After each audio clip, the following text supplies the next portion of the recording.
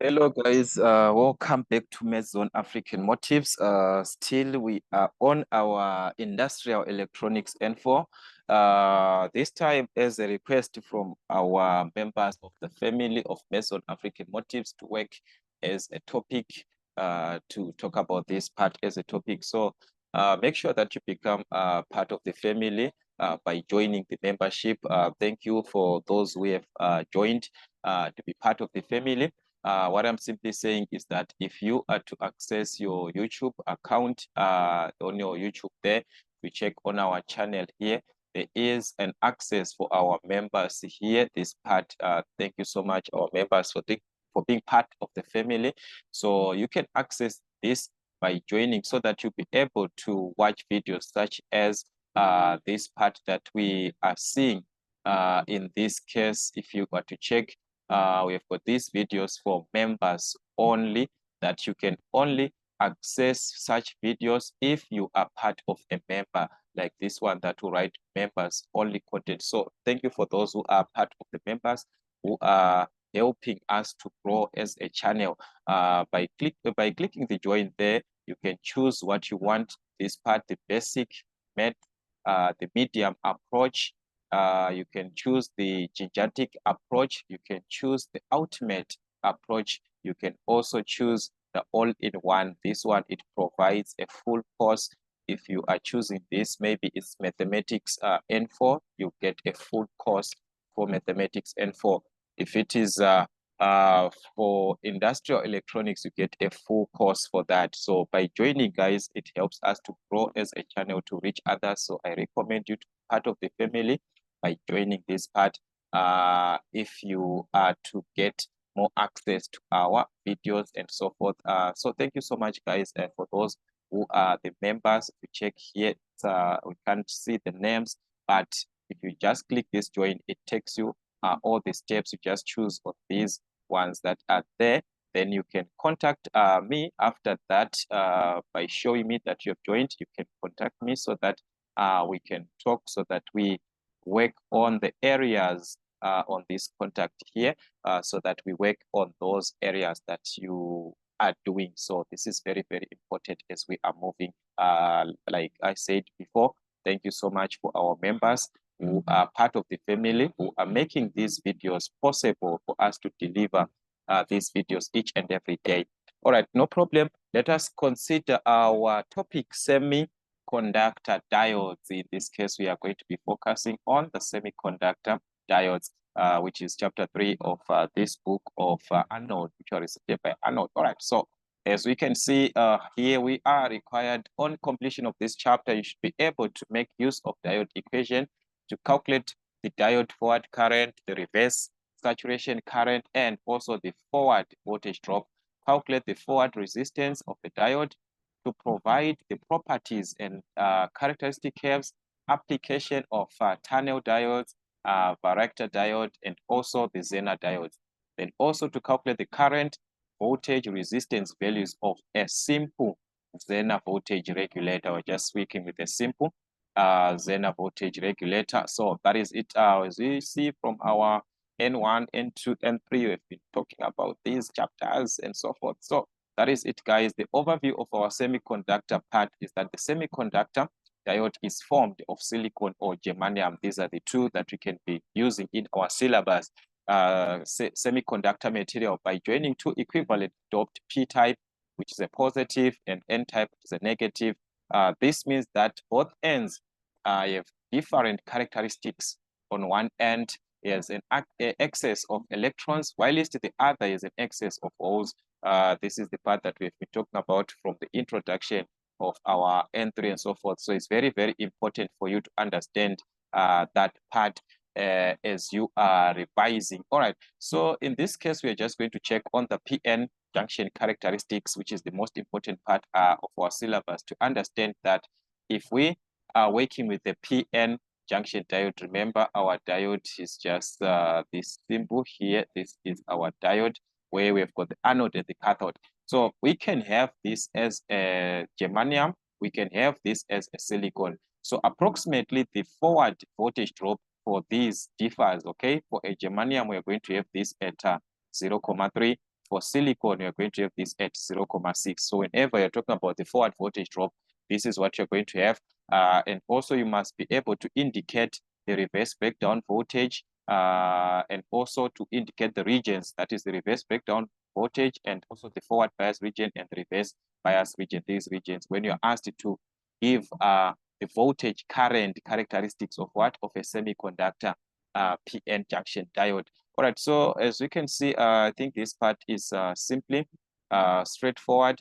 And if we are to check here, we are simply saying for the forward part, when the external applied voltage is increased from 0, that is a forward bias, it can be seen that very little current flows through the device in the beginning. This happens because of external voltage applied, which is being opposed by the internal potential barrier voltage, whose threshold value is 0.6 volts. We talked about this for silicon, and also 0.3 for germanium in this case. All right, so that is what is happening in the forward bias condition. If you are to check here, we are going to have a conduction as it reaches this side, and on the reverse bias, same application until we have the peak inverse voltage. At this point, we are going to be talking about the peak inverse voltage. So that is the whole explanation that we are given here on the reverse characteristics. So make sure that you read this part and understand it properly.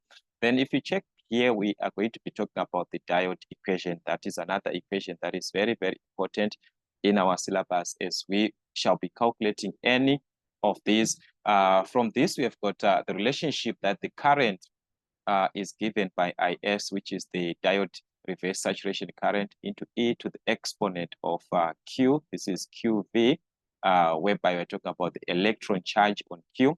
Then the V, which is the potential difference, which is the voltage.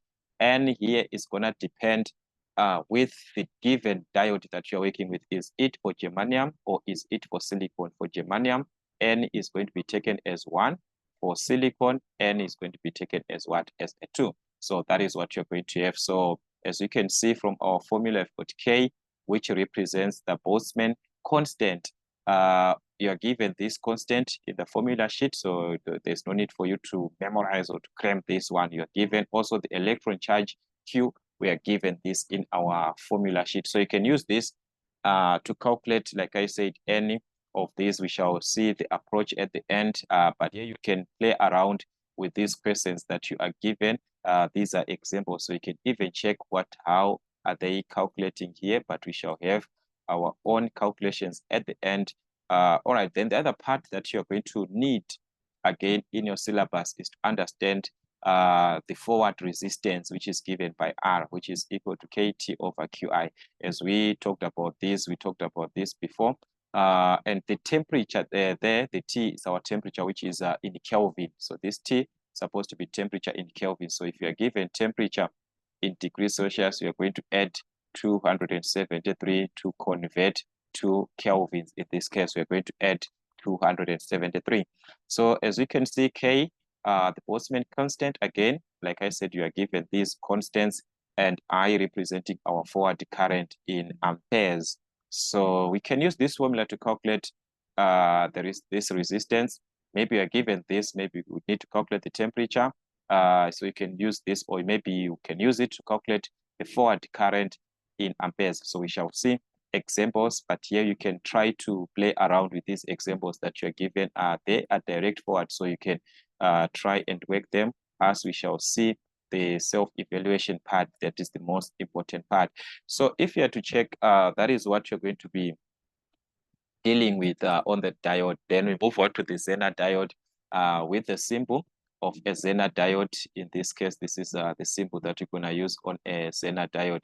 So what is important here is that the Zener diode are designed to operate in a reverse bias without being damaged. So this can actually operate properly in a reverse bias. So this is what we've been talking about from our N3. We talked about this. So meaning to say, if we are given a condition or the characteristic curve of a Zener diode, we shall be having it in the normal operation in the reverse condition, whereby we shall reach here the reverse breakdown in the reverse voltage, we've got the Zener knee voltage. Then this is the normal operating range up to where we reach, whereby we are going to reach the maximum Zener current. Once we reach that current, we are done.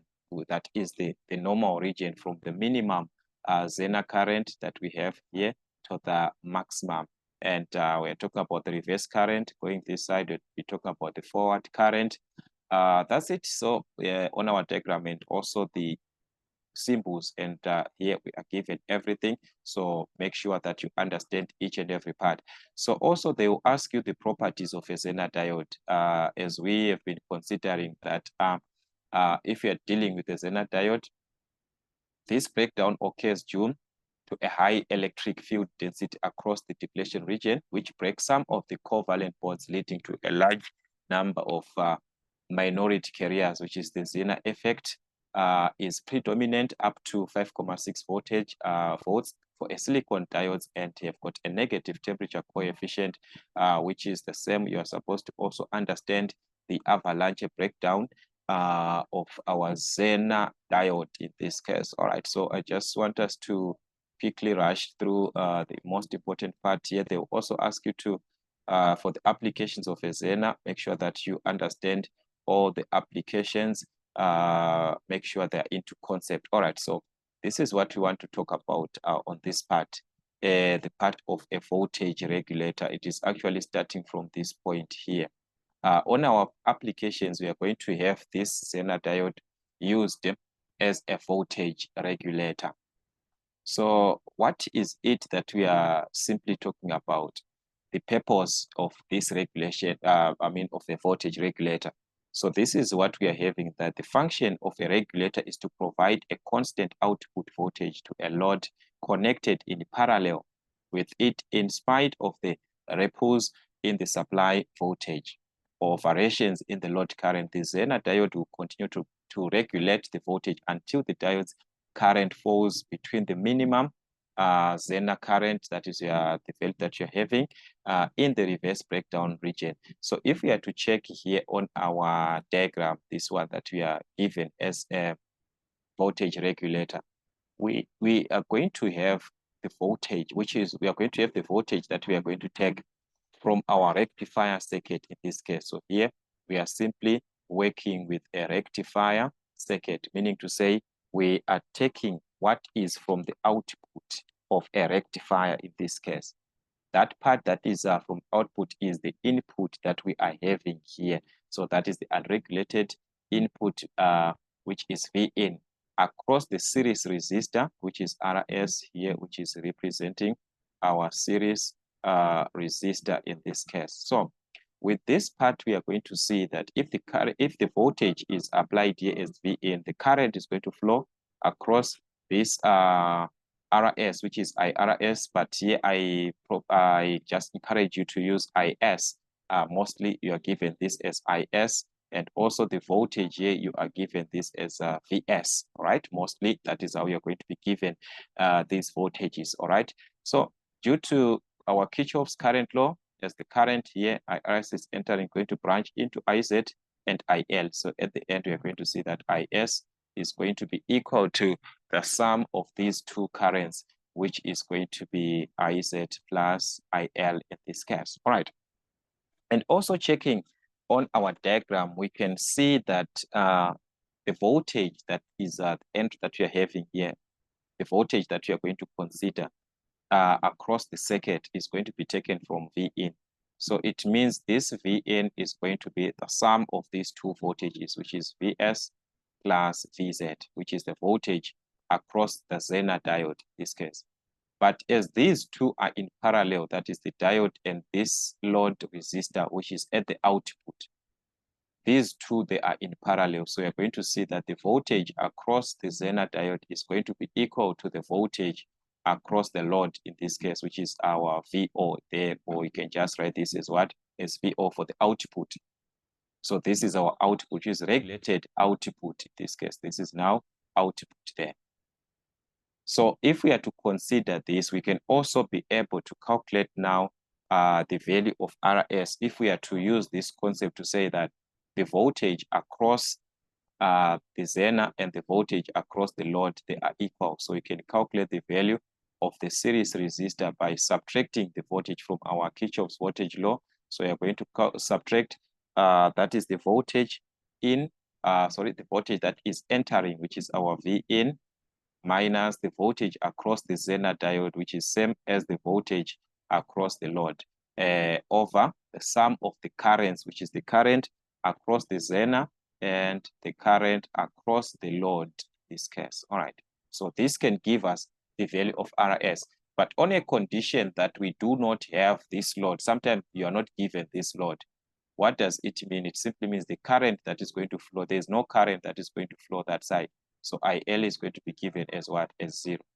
So these are some of the most important facts that you're going to consider. So this is a simple circuit involving of a Zener diode as a regulator, requires a resistor of low value connected in series with the input voltage source. The low value is required so as to allow the maximum current flow. So meaning to say the current that will be flowing will be at what? At maximum.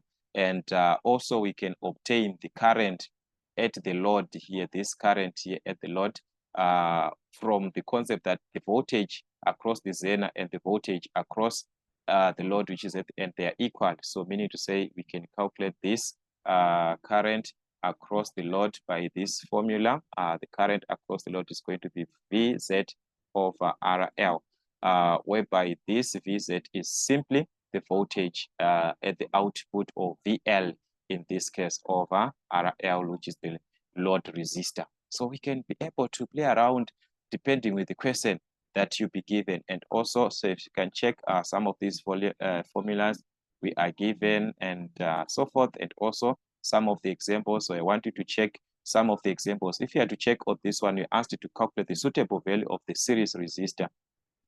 And we are given that there is no load attached to the Zener. That's why you see your IL is given as 0, because you are having a no load. This is the condition that I was explaining here. If the load is not there, then IL is going to be given as what? As 0. So I want you to try that example and see. So if any of these examples, if you see any of these examples which is difficult, let us know so that we can work on it. Just comment on the comment section so that we can work on that example. Also try this example. Mostly examples, I do not work with them because they are direct from what you're given. So you can even check what is happening. We are going to just work our self-evaluation at the end. So also you're supposed to know the application of a Zener as a voltage reference. So this is when you're dealing with a voltage reference where we are going to have VZ, VREF, and so forth. So and also as a voltage clamper. So as a voltage clamper, that is what you're going to have. That is in the circuit involving AC source different from the normal PN junction, which is our PN diode clamping circuit. A Zener diode can also be used. This diode can be used to limit the peak of the output voltage to a Zener voltage that's at one side, and to about 0 volts at the other side of the sinusoidal waveform. So this is what we are having on this part. So in the above circuit, during the positive half cycle, one of the input voltage is such that the Zener diode is reverse biased, okay, and the output is constant for a certain amount of time till the voltage starts decreasing. So this is what you're given. So if you are to check here, if you are dealing with a Zener as a voltage reference, the only conditions are that the input voltage should be greater than the Zener voltage, and the series resistor should have a minimum value that allows maximum current to flow through the device. That's when you're dealing with what? A voltage reference. So please take note of the differences and make sure that you read each and every part as you be revising. Also, know the properties of a Varactor diode, which is a Varactor diode. Also, you're supposed to understand their applications if you are dealing with a Varactor diode. All right. So this one, you are going to have it with a capacitor, like we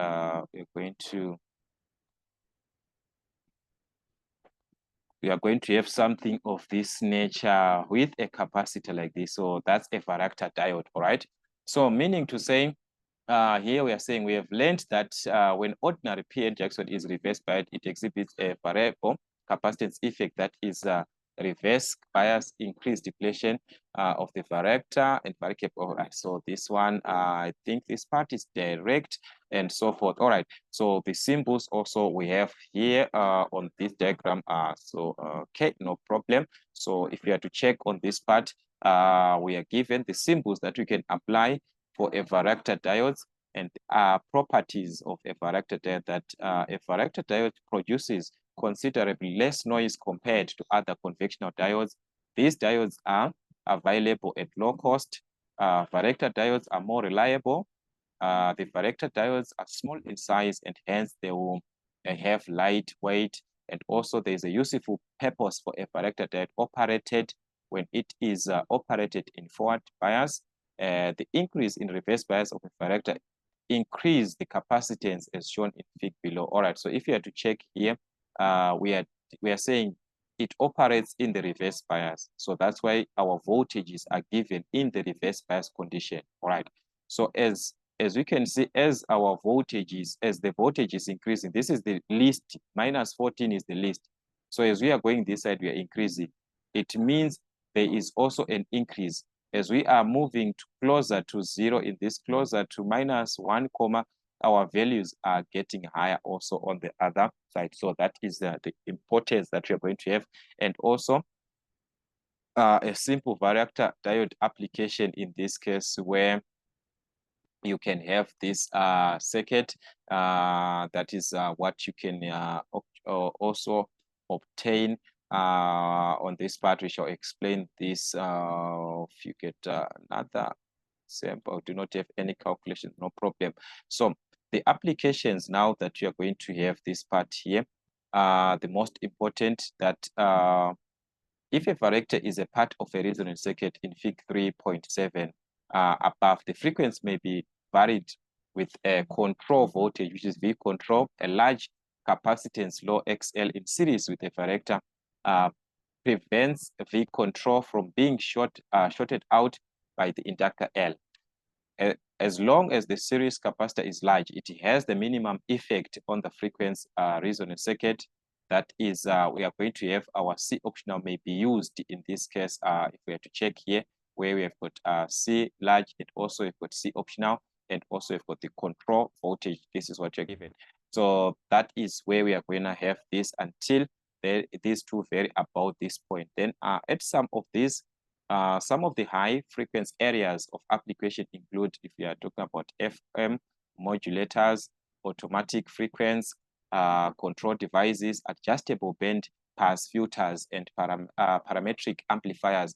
This is where we are going to have the applications in this case. All right, sorry for that. So we are going to have our applications in this. Okay, so some of this I think is direct. Also your tunnel diode, you are supposed to know applications of each and every part, and also to give the diode symbol of a tunnel, and also to draw the tunnel diode characteristic. All right, that is where we are going to end. All right, so if we are to check here, this one is just a repetition of what we have on this part. If let us just check question number 3, whereby we are given to calculate the forward resistance of a diode if a current of 15 milliamps flows through the diode at a room temperature of. All right, so here we are asked to calculate the forward resistance. Remember, we said the forward resistance is given as R.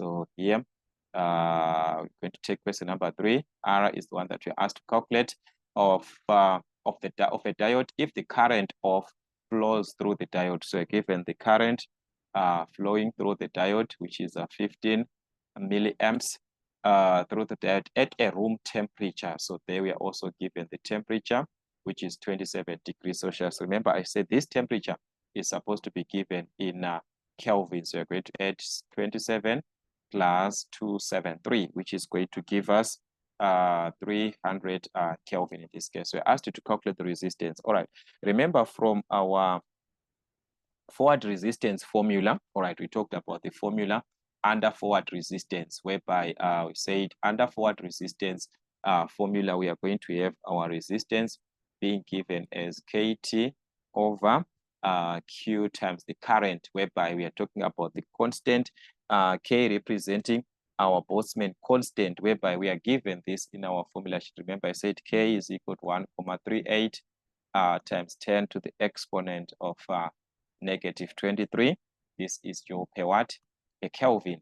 Then also Q we are given, which is our electron charge in this case, which is of 1,6 times 10 to the exponent of negative 19 coulombs in this case. All right, so we are asked to calculate R in this case. So this one is just a substitution that we are simply making. We have got all these values, K 1,38 times 10 to the exponent of negative 23 times the temperature in Kelvin. So the temperature there is supposed to be in Kelvin, which is 300. All right, everything over Q, which is our charge of 1,6 times 10 to the exponent of negative 19 times the current, which is the forward current in this case of 15 milliamps. So that's 15 times 10 to the exponent of what? Negative 3. So that's it. We are going to obtain our resistance. In this case was going to be something like 1,725 ohms. All right, so that is our resistance in this case. So that is how we're supposed to attempt this typical question. As you can see, it was direct. All right, this one, it was direct. Let's see the other part. All right, so there I want you to try the question 4 and see if you're going to obtain the same answer. If not, let me understand, let me know your answers that you're going to obtain on the comment section so that we can revise again that question. All right, question 4. So we are going to check question 5. Let's check question 5. We are given on question number 5 that a diode works at room temperature. So that's our room temperature at 30 degrees Celsius. So you're going to add 30 plus 273 to convert to kelvins. This is going to give us 303 Kelvin in this case. All right, with a forward voltage drop of, so we are given the forward voltage drop in this case, which is 0,015 volts. When the forward current of flows, we are also given the forward current in this case of 20 milliamps, plus calculate the saturated reverse current, meaning to say there you are asked to calculate the saturated reverse current, meaning to say we are supposed to go to the diode equation. From our diode equation in this case, we are supposed to go to the diode equation. All right, so from our diode equation, remember that's where we have got the saturation current, whereby we are given that the current is equivalent to the saturation current into e to the exponent of QV over NKT. You talked about this formula. All right, so the constants there we are given, the electron charge, you have it, and also so the Boltzmann constant we are given in the formula sheet. All right, so meaning to say we want to make this the subject, or want to find this saturation current. So you can simply divide by this whole bracket so that we are going to have at the end our saturation current as the current that we are having of 20 milliamps over this whole part, e to the exponent of QV over NKT minus 1. So we're simply going to divide by the bracket. All right, so let us substitute the information that we are given so that we can have our saturation current in this case. So that is how we can play around with this type of equation. So in this case, our saturation current, from this, we are going to have our that current, which is 20 milliamps. So that is 20 times 10 to the exponent of negative 3 over, in this case, that is e to the exponent of QV in this case, which is our Q. Our electron charge, remember, our electron charge, I said, is 1,6 times 10 to the exponent of negative 19. All right, we are given this in the formula sheet, times the voltage there, which is 0,015. That's 0,015. All right, everything over n. So this is over n Kate. So there, if we are to check K is supposed to be taken to say, is it germanium or what? Here we're just given a diode works at a room temperature of. All right, so if we are dealing with a germanium diode, N is going to be equal to 1. All right, for a silicon, N is going to be 2. So for germanium, N is going to be 1. This one is going to be for silicon. So we are going to start with the germanium when N is equal to 1 in this case for germanium, in this case. So for germanium, N is equal to 1. So meaning to say this is going to be 1 times K, which is our Boltzmann constant, also given in the formula sheet, 1,38 times 10 to the exponent of negative 23 times the temperature in Kelvin in this case, which is our temperature in Kelvin is 303. So we are going to have 303. Whatever that we get, you're supposed to subtract the 1 there. All right. So please make sure that you substitute these values properly on your calculator. Let me try to show you what we are going to have there on our calculator. So that is, you're going to have a fraction 20 times 10, times 10 here to the exponent of negative 3 over this part. So for you to have this exponent, it's going to be e, shift, then you have this ln, which is e to the exponent of a fraction. So that's 1,6 times 10 to the exponent of negative 19 times 10 to the exponent of negative 19, okay, times 0,015. There is supposed to be a 0 there, 0,015 over this part is going to be 1 times 1,38 like this, times 10 to the exponent of negative 23, sorry, negative 23. Then here we're going to multiply by 303. Then whatever that we get here, we are supposed to subtract a 1 like this. Okay, so be careful on your presentation there. So we're going to obtain 0,0306. All right. This is not what I'm actually expecting. I just hope here I did not have any error that I did the 20 times 10 to the exponent of negative 3. All right, let's check there because I'm expecting another answer different from this. Let's check because 0.026, that is the one that I actually obtained. First part. Let me check, guys. Let me check on my calculator if there is something that I am missing here. If there is something that I am missing, this is 1,38. All right. Sorry for that. Sorry for that. Okay. Okay. Let me just put a bracket. I think it's gonna help me. Or I have to just do it one by one. If you check there, if you have got any error that you are seeing, guys, just indicate that because as you can see, you're gonna waste much time there. All right, so just please indicate, let me know what exactly happened on our question here. So I just want a bracket on this part like this. All right, now it gives me an error if I put this bracket. So that means I just gonna work it 1 on top here. Let me have this on top and close it here. There's a lot there, but it's best for you to work it like 1 1 1 1 1 1 1 1 1, like not like 1 1. The numerator and the denominator, just try to separate it. Okay, there is not gonna supposed to be 3036. All right, this is supposed to be 306. All right, so there, guys, just check and just check, like I said. All right, the negative here is on the exponent, not supposed to be on the exponent. You're supposed to write it down there. All right, -1 like this, supposed to be down there. Okay, so that's 0,026 there. If you check, we are going to have the 0,026. Okay, guys, you see now this issue of a calculator, the negative one is not supposed to be the way I wrote it. I placed it on the calculator. There's the moment you just make a simple mistake or a simple error, it affects everything. So as we saw, you're gonna have 0,026 amps. All right, very sorry for that. Very sorry for that. If you are to try this with a silicon, right? If you are to try this with a silicon, N is going to be equal to 2, meaning to say here we are going to use 2 instead of a 1. We were going to obtain our answer for this one. Try it and let us see if we are going to have this as a 2, because here it's gonna affect, all right? It's gonna affect, let me just go back to our calculator and see. Let's go back here. We're just gonna change this and put a 1, a 2 here. So now we are going to have a 2 there.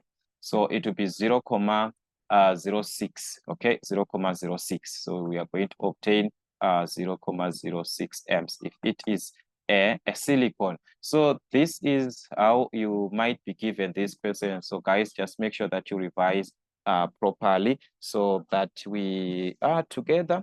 Okay, so let's check this one now. We are given, all right, I think this part is clear. Okay, these questions, they are clear here. Draw this, draw that. We explained these diagrams and so forth. So let us check one of the calculations here, then you try the rest. All right, let us just try maybe number 7 and number 8. Okay, then the rest you just try them, guys. As you can see, they are direct from those examples that you are given before. They were given on question number 7, a 9-volt Zener regulator circuit is connected to a stable 12-volt DC. So it's connected to a stable 12-volt DC in this case. So meaning to say we've got our series resistor to our Zener diode in this case. All right, so we're gonna have our Zener in this case like this. All right, so let's check if there is a load. So there is a load in this case. So meaning to say we are going to connect the load in this case like this. Okay, remember what we talked about on our Zener regulator circuit. So we are given that this is a 9-volt Zener regulator, meaning to say the voltage of the Zener there is 9 volts, is connected to a stable 12-volt DC supply, meaning to say the voltage entering here is at 12 volts, and a load draws a current of, this is our RL. It draws a current of, means the current that is going to be taken by the load in this case is 50 milliamps. That is what you're given there from the circuit. Calculate the suitable value of the series resistor. So we need the series resistor. If a current of 25 milliamps flows through the Zener diode, so across the Zener diode here, there is a current that is flowing across our Zener diode. So the current across the Zener diode is given as 25 milliamps. All right, so that is our question on number 7. So the question is, we are supposed to calculate the series resistor. Remember, I said in order for you to have the series resistor, you are going to use the voltage that is the voltage in. All right, sorry for that, voltage in minus the voltage across the load, of which this voltage across the load is equal to the VZ, because these two are in parallel. So you're going to use VZ over the sum of currents across the Zener and the current across the load. All right, you still remember our formula, guys. So that means here everything is there.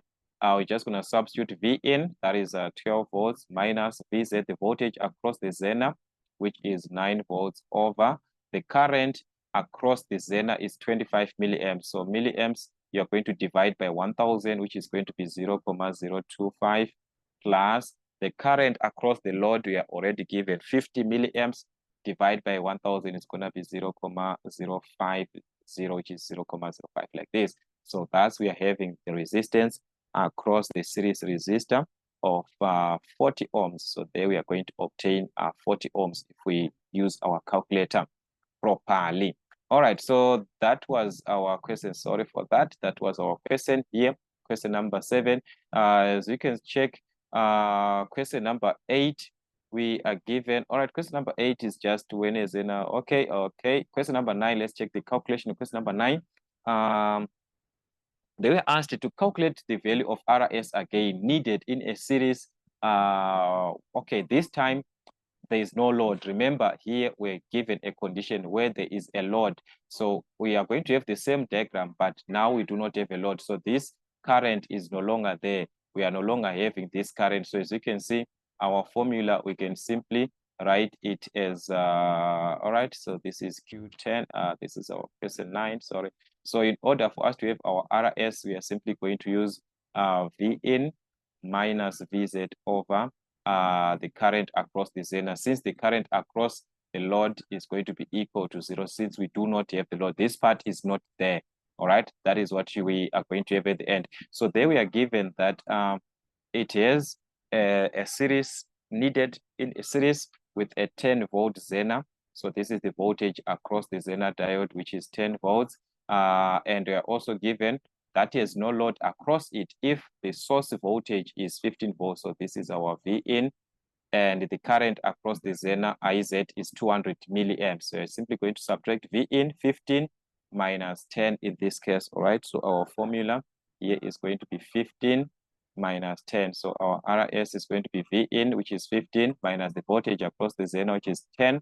All right, so this is 10 over the current across the Zener in this case, which is given as 200 milliamps. So that's times 10 to the exponent of minus 3. So that's 200 times 10 to the exponent of minus 3, or 0.2. So there we are going to obtain RS, which is our series resistor. If the load is not given, the current across the load will be 0. So that was going to give us 25 ohms if we use our calculators properly. So this is what you're going to have. As we can see, these are past exam papers. Draw a circuit of a Varactor. We talked about this, and give the three of its areas of application. Draw a neat symbol of a Zener diode. That would be the questions that they will be asking. Draw a neat symbol of and characteristics curve of a tunnel diode. Everything is there. So make sure that you know each and every diagram. Each and every diagram, you are supposed to know it by heart, as we considered our diagrams of each and every part. Also, the same way, that is what you're supposed to do, to know each and every diagram of what you are given, and also try to work these questions. As we can see, we put other questions on our example. So there you can test yourself, close the answer, work the question, close the working, then answer the question, then check after if you're obtaining the same thing. So these are the typical questions that you're going to be having at the